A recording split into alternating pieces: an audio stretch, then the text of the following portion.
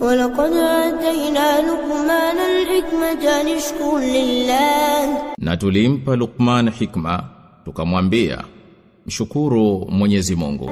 ومن يشكر فإنما يشكر لنفسه. Na mwenye kushukuru basi hakika anashukuru kwa manufaa ya nafsi yake. وما كفر فإن الله غني حميد.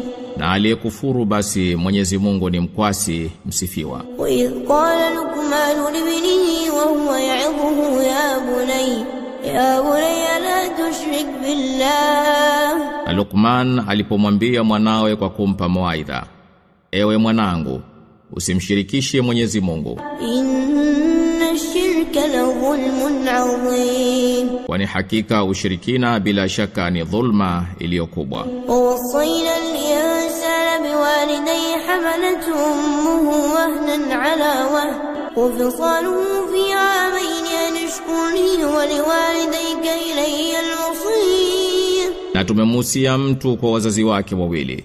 Mama yake ameichukua mimba yake kwa udhaifu juu ya udhaifu na kumwachisha ziwa baada ya miaka 2. Nishukuru mimi na wazazi wako, ni kwangu mimi ndiyo marudio.